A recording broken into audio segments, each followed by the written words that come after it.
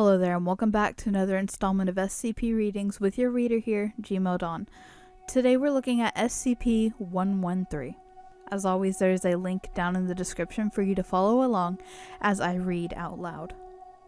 SCP-113 resembles a small piece of red jasper, but when analyzed under EDX mass spec and other fingerprint analysis, it is found to consist of none of the usual constituents. Instead, its composition is similar to that of blank.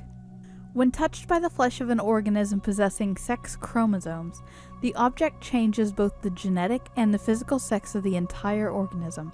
This happens in 3 stages. In the first stage, lasting approximately 0.2 seconds, the object forms a bond with the cells that it touches and induces an unknown chemical change. In the second stage, lasting approximately 2 seconds, the item emits a low-energy wave that travels through the body. This causes a complex protein interaction that changes the chromosomes of the organism to those of the opposite sex. In the third and final stage, which lasts around 20 seconds, the item emits another wave that causes cells in the body and the peripheral nervous system to change to a unique variation of partially differentiated stem cells. Upon returning to normal human tissue, the subject will be physically altered to the opposite gender. This change is semi-permanent, in that it can only be reversed by a second contact with the item. When the object is placed into direct contact with asexual organisms or inorganic material, it begins a process but stops at the first stage. The process of transformation has been described as excruciatingly painful. The initial bonding process causes tissue damage similar to third-degree burns, penetrating into subcutaneous fat and muscle tissue in rare cases. The wave described in the second stage causes extreme nausea and vomiting, along with feelings similar to burning across the skin and through internal organs. Restructuring of the nervous system causes intense stimulation of all sensory nerves, including those that transmit pain and sexual arousal. The third stage process of transformation has a failure rate of approximately 25%.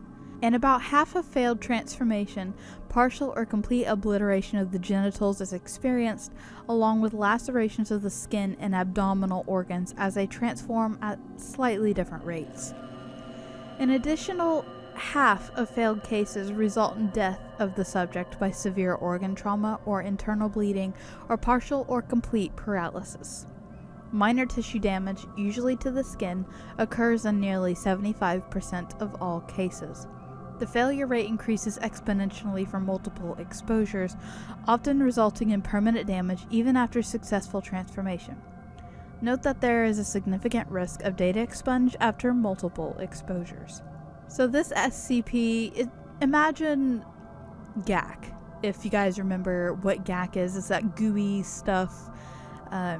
Imagine that. That's pretty much all this SCP looks like.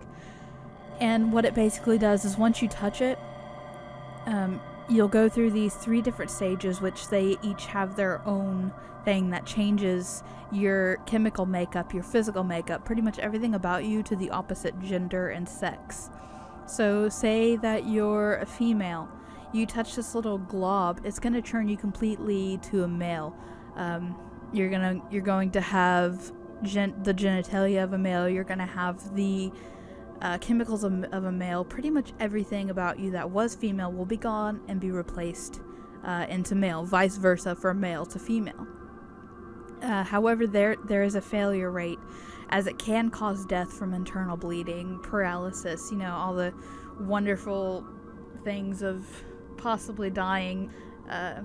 So this is a pretty interesting SCP, especially in today's age where we have a lot of people transferring over with their gender identities. I think this would be a pretty, useful thing to have around nowadays. I honestly wouldn't mind giving it a go just to see what it's like to be the other gender. It's just, experience. But the only sad thing is you can turn back after you've already changed once, but once you do it, like, the second time around, it ups the chance of you dying and having problems. Not to mention, it's pretty darn painful to do it.